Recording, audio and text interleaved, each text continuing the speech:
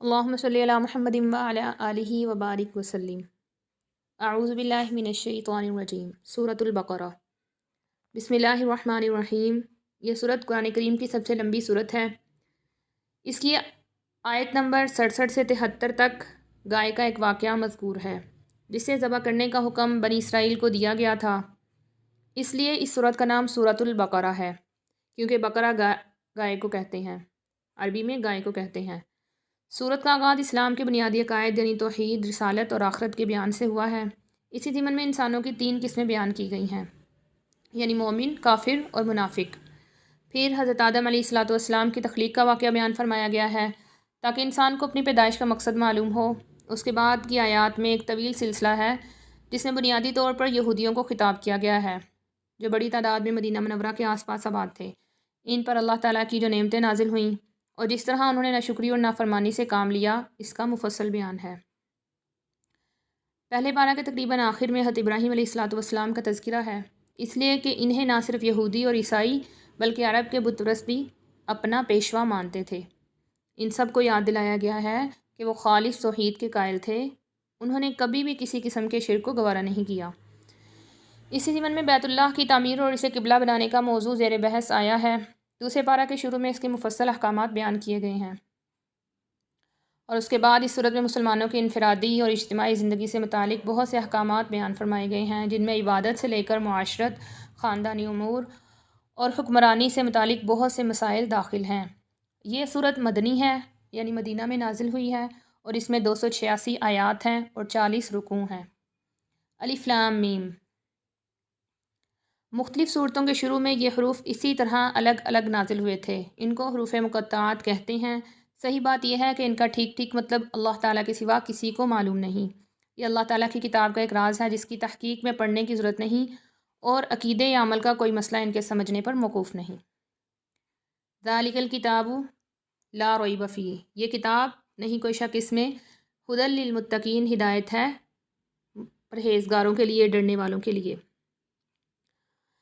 یعنی اس کتاب کی ہر بات کسی شک و شبہ کے بغیر 100% یقینی ہے، اس لیے اس میں کسی شک کی گنجائش نہیں۔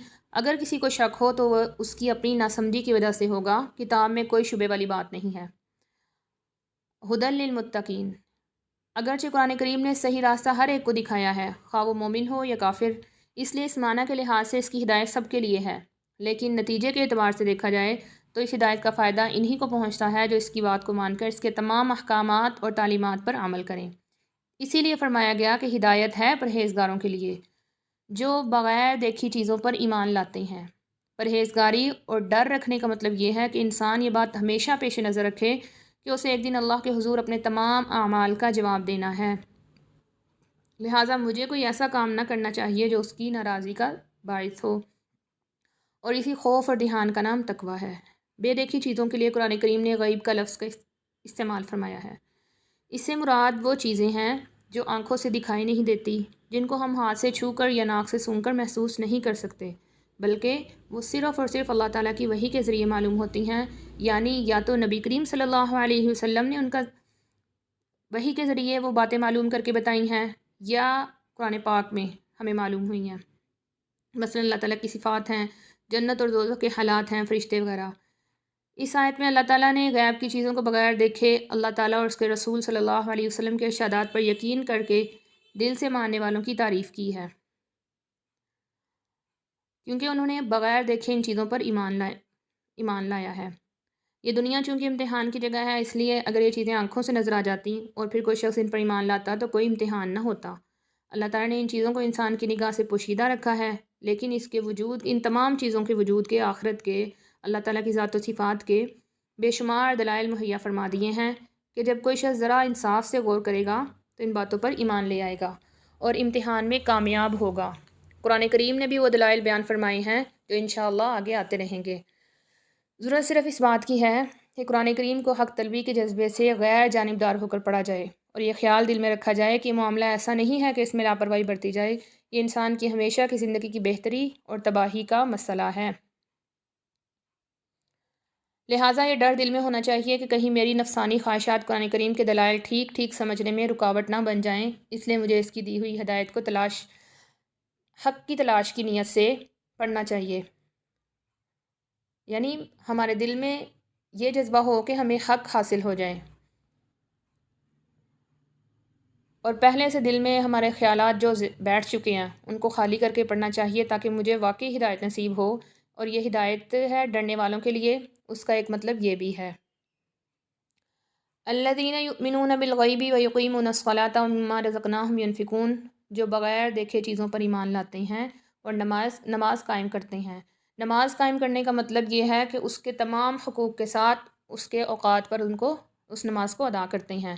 وَمِمَّا رَزَقْنَاهُمْ يُنْفِقُونَ، اور ان چیزوں میں سے جو ہم نے ان کو دیا وہ خرچ کرتے ہیں، یعنی اللہ تعالیٰ کی پسندیدہ کاموں میں اللہ تعالیٰ کی رضا حاصل کرنے کے لیے خرچ کرتے ہیں۔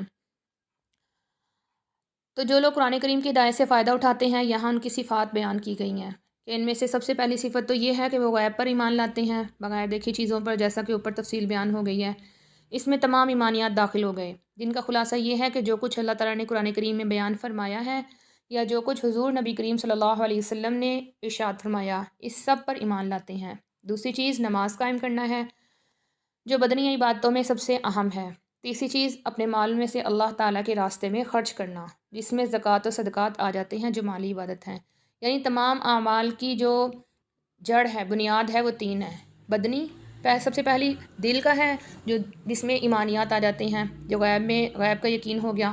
اس کے بعد جو ہے بدنی عبادت ہوتی ہے، اس میں نماز آ جاتی ہے، اور تیسرے نمبر پر جو ہے وہ مالی ہے، جو وَمِمَّا رَزَقْنَاهُمْ يُنْفِقُونَ سے بیان کر دی گئی ہے۔ وَالَّذِينَ يُؤْمِنُونَ بِمَا أُنزِلَ إِلَيْكَ وَمَا أُنزِلَ مِن قَبْلِكَ وَبِالْآخِرَةِ هُمْ يُوقِنُونَ، اور جو اس وحی پر بھی ایمان لاتے ہیں جو آپ پر اتاری گئی، اور اس پر بھی جو آپ سے پہلے اتاری گئی، اور آخرت پر وہ مکمل یقین رکھتے ہیں۔ یعنی اس بات پر ایمان رکھتے ہیں کہ جو وحی حضور اکرم صلی اللہ علیہ وسلم پر اتاری گئی ہے وہ بھی بالکل سچی ہے، اور جو آپ صلی اللہ علیہ وسلم سے پہلے انبیاء کرام پر نازل کی گئی وہ بھی سچی تھی، اگرچہ بعد میں لوگوں نے اسے ٹھیک ٹھیک محفوظ نہ رکھا، بلکہ اس میں رد و بدل کر دی۔ اس آیت میں اس طرف بھی اشارہ کیا گیا ہے کہ وحی کا سلسلہ حضور اکرم صلی اللہ علیہ وسلم پر ختم ہو گیا۔ آپ صلی اللہ علیہ وسلم کے بعد کوئی ایسا شخص پیدا نہیں ہوگا جس پر وحی آئے یا اسے پیغمبر بنایا جائے، کیونکہ یہاں اللہ تعالیٰ نے صرف حضرت صلی اللہ علیہ وسلم پر نازل ہونے والی وحی اور آپ سے پہلے کے انبیاء علیہم السلام پر نازل ہونے والی وحی کا ذکر فرمایا ہے، آپ کے بعد کی کسی وحی کا ذکر نہیں فرمایا۔ اگر آپ کے بعد بھی کوئی نیا پیغمبر آنے والا ہوتا یا اس کی وحی پر ایمان لانا ضروری ہوتا تو اس کو بھی یہاں بیان فرمایا جاتا، جیسا کہ پہلے پیغمبروں سے عہد لیا گیا تھا کہ آپ حضرات کے بعد حضور نبی کریم صلی اللہ علیہ وسلم تشریف لانے والے ہیں، آپ کو ان پر بھی ایمان رکھنا ہوگا۔ قرآن کریم میں آگے سورہ آل عمران میں اس کی تفصیل آئے گی۔ آخرت سے مراد وہ زندگی ہے، وبالآخرۃ نا، آخرت سے مراد وہ زندگی ہے جو مرنے کے بعد حاصل ہوگی اور جو ہمیشہ کے لیے ہوگی۔ اس میں ہر بندے کو دنیا میں کیے ہوئے اعمال کا حساب دینا ہوگا، اور اسی کی بنیاد پر یہ فیصلہ ہوگا کہ وہ شخص جنت میں جائے گا یا جہنم میں۔ اگرچہ یہ آخرت بھی غیب یعنی اندیکھی چیزوں میں شامل ہے، جس پر ایمان لانے کا ذکر سب سے پہلے کیا گیا تھا، لیکن آخر میں اسے علیحدہ کر کے خصوصی اہمیت کے ساتھ ذکر کیا گیا ہے۔ شاید اس کی وجہ یہ ہے کہ آخرت کا عقیدہ ہی در حقیقت انسان کی سوچ اور اس کی عملی زندگی کو صحیح راستہ پر رکھتا ہے۔ جو انسان یہ یقین رکھتا ہو کہ ایک دن مجھے اللہ کے سامنے پیش ہو کر اپنے ہر عمل کا جواب دینا ہے، وہ کسی گناہ یا جرم کے ارتکاب پر کبھی ڈٹھائی کے ساتھ آمادہ نہیں ہوگا۔ اولئک علی ھدی من ربہم واولئک ھم المفلحون، یہ ہیں وہ لوگ جو اپنے پروردگار کی طرف سے صحیح راستے پر ہیں، اور یہی وہ لوگ ہیں جو فلاح پانے والے ہیں۔ یعنی دنیا اور آخرت دونوں کی کامیابی ہدایت کی برکت سے ملتی ہے۔ جو لوگ گمراہی میں پڑے ہوئے ہیں ان کی دنیا بھی اور دنیا کے بعد آخرت بھی برباد ہے۔ یہاں تک اللہ تعالیٰ نے مسلمانوں کا ذکر کیا ہے، اس سے آگے دوسرے گروہ کا ذکر ہے، یعنی کافروں کا۔ ان الذین کفروا سواء علیہم اانذرتہم ام لم تنذرہم لا یؤمنون، بے شک وہ لوگ جنہوں نے کفر کو، ایک ترجمہ ہم کرتے ہیں اپنا لیا، سواء علیہم برابر ہے ان پر، اانذرتہم ام لم تنذرہم، کیا آپ ان کو ڈرائیں یا نہ آپ ان کو ڈرائیں، لا یؤمنون، وہ ایمان نہیں لائیں گے۔ یہاں ان کافروں کا ذکر ہو رہا ہے جنہوں نے طے کر لیا تھا کہ چاہے کتنے ہی واضح اور روشن دلائل ان کے سامنے آ جائیں، وہ کبھی بھی آپ صلی اللہ علیہ وسلم کی دعوت پر ایمان نہیں لائیں گے۔ حضرت عبداللہ بن عباس نے اس آیت کی تفسیر میں فرمایا ہے کہ یہ وہ لوگ ہیں جو کفر پر اڑ گئے تھے، جیسا کہ ابو لہب اور ابو جہل وغیرہ۔ تو اس میں یہاں پہ انذرتہم، آپ ڈرائیں ان کو، تو انبیاء کی دعوت کو انذار سے تعبیر کیا گیا ہے، یعنی ڈرانے کا لفظ استعمال کیا گیا ہے۔ آگے بھی دوسرے انبیاء کی دعوت کے لیے بھی یہ لفظ آتا ہے کہ انہوں نے اپنی اقوام کو ڈرایا، کیونکہ اس کی وجہ یہ ہے کہ انبیاء لوگوں کو کفر اور بدعمالیوں کے برے انجام سے ڈراتے ہیں، تو اس وجہ سے یہ کہا گیا۔ حالانکہ آپ صلی اللہ علیہ وسلم ان کو بشارتیں بھی سناتے تھے جو مومنین ہیں، ان کے لیے جہاں پہ مومنین کا ذکر آتا ہے وہاں یہ آتا ہے کہ ان کے لیے وبشر المؤمنین، ایمان والوں کو خوشخبری دیجیے، کیونکہ ایمان لانے کے بعد ہی خوشخبری کے مستحق ہوتے ہیں، جب تک ایمان نہیں لائیں گے تو سزا کے مستحق رہیں گے۔